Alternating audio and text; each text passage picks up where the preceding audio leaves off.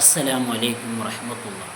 ഒരിക്കൽ നബി സല്ലല്ലാഹു അലൈഹി വസല്ലമ തങ്ങൾ പറഞ്ഞു, ജനങ്ങളിൽ ഏറ്റവും ഉത്തമർ എൻ്റെ നൂറ്റാണ്ടിലുള്ളവരാണ്. പിന്നീട് അതിനുശേഷം വന്നവർ, പിന്നീട് അവർക്ക് ശേഷം വന്നവർ.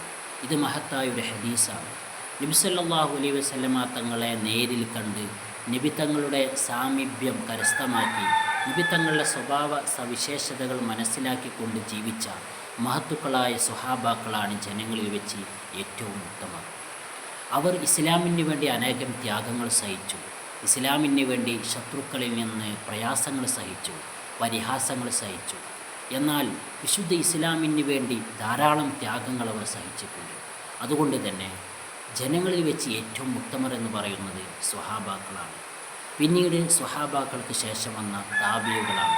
സ്വഹാബാക്കളെ പിൻപറ്റി ജീവിച്ച മഹത്തുക്കളായ പണ്ഡിതന്മാർ. പിന്നീട് അവർക്ക് ശേഷം വന്ന മഹത്തുക്കൾ. അങ്ങനെ ഓരോ കാലഘട്ടം മാറുന്നതിനനുസരിച്ച് ജനങ്ങളുടെ സമൂഹത്തിൻ്റെ സ്വഭാവത്തിലും സംസ്കാരത്തിലും മാറ്റങ്ങൾ വരികയുണ്ടായി. അതുകൊണ്ട് തന്നെ നാം മനസ്സിലാക്കേണ്ടത് ഏറ്റവും ഉത്തമരായ ആളുകൾ അവർ സ്വഹാബാക്കളാണ്. അവരുടെ ഏറ്റവും വലിയ പ്രത്യേകത എന്ന് പറഞ്ഞാൽ, അവർ ഇങ്ങനെ ഉത്തമരാവാനുള്ള ഏറ്റവും വലിയ പ്രത്യേകത, അവർ നബിതങ്ങളെ നേരിൽ കണ്ടു, നബിതങ്ങളുടെ സാമീപ്യം കരസ്ഥമാക്കി, നബിതങ്ങളുടെ സ്വഭാവ സവിശേഷതകൾ മനസ്സിലാക്കി. ഇതുകൊണ്ടാണ്, ഇങ്ങനെ നല്ല രീതിയിൽ ജീവിച്ചതുകൊണ്ടാണ് അവർ ജനങ്ങളിൽ വെച്ച് ഏറ്റവും ഉത്തമരായത്. അസ്സലാമു അലൈക്കും.